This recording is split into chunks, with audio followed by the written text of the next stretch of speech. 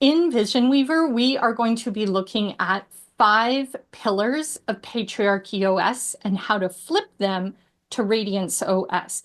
These are the things that are going to appear when you are doing the reveal phase, when you are in step 1 and you're getting those awarenesses, the niggles that things aren't the way you want them to be, or the way that is actually helping you to get to your dreams and desires, keep you on the path going in the direction that you want to be going.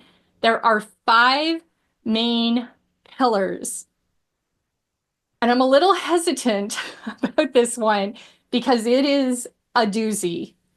So just keep breathing, and we're going to go right into pillar 1, the sister wound. So pillar 1 of POS. So these are the thoughts, the beliefs, the values, the things below what you actually see and do out in the world that keep you locked into POS programming. And the number 1 pillar that I want to talk about is this one. There are limited resources. In other words, there is scarcity. There are limited resources, and women are my competition. Women are the enemy. And remember, whatever you think and believe toward other people, you are also thinking and believing toward yourself. So if you believe that women are your competition, women are the enemy, and you are in a female body, a woman's body, then you are also believing from part to part that you are the enemy.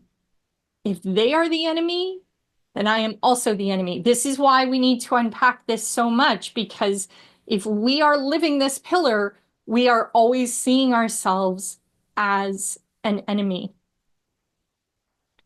Patriarchy-OS promotes a scarcity mindset. There's limited resources. So it's either I win or they win. And if I win, they lose. If they lose, I win. So I better figure out how to win. Creates this competition, creates this ferocious mistrust. So it promotes a scarcity mindset, fostering competition among women for resources. That could be men, that could be food, that could be clients, that could be money. It could be for recognition and approval. So there's only limited recognition, limited approval. You're either the cool girl or you're not. You're either the one in the center of the spotlight or you're not, right? There's only so much spotlight. There's only so much attention. There's only so much cool girl time.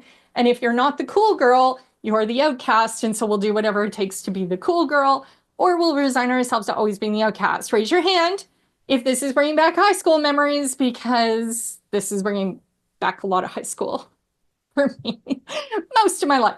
So this program undermines sisterhood and keeps women divided, unable to trust, and unable to fully support each other.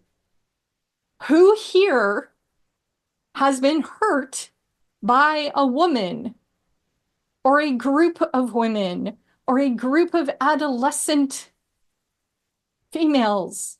Who here has been hurt by a woman? I have a quick little story here. Years ago, there was an attack at a yoga studio, and the reporter was interviewing someone who'd been in the white supremacist movement. He'd been a neo-Nazi. And he was asking him, like, why does this happen? Because the guy who had done it was like a misogynist. He hated women and had all these reasons. And I will always remember this.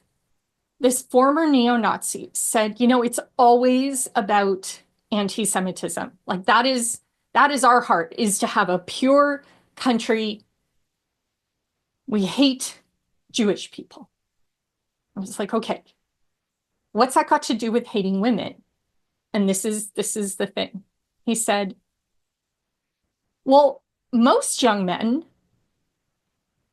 have no problem with Jewish people. They may not even know a Jewish person. They may not have even like interacted with a Jewish person ever.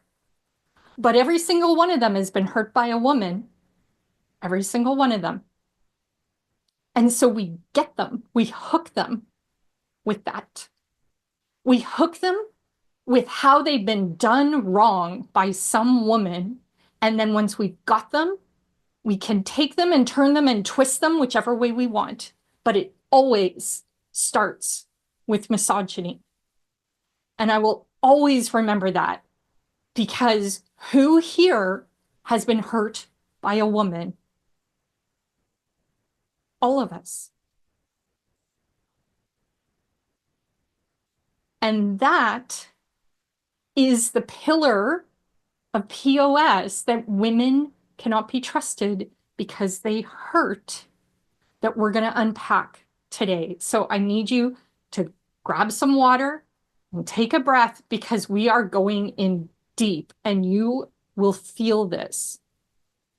If you have the awareness that you have been hurt by a woman, or you have some anger, it's hard for you to have female friendships or be in groups of women, you're in the right place. This is awareness. This is step one. And then you can also start to move into step two as we go through this. Perception. Where is this happening in my world? Am I a coach who works with women, but I don't actually like or trust women? What does that do to my ability to show up? If I was the girl, and I was the girl who got betrayed, who got thrown out, who was not allowed to be part of the cool kid group, what is that doing to my ability to be in a room of women and feel safe? What is that doing in my nervous system if I have not processed and healed and forgiven and released that and realized that it was not about the women, it was about the patriarchal programming? And that's what we're going to flip. That's what we're going to unpack. So let's get into the sister wound and the mother wound.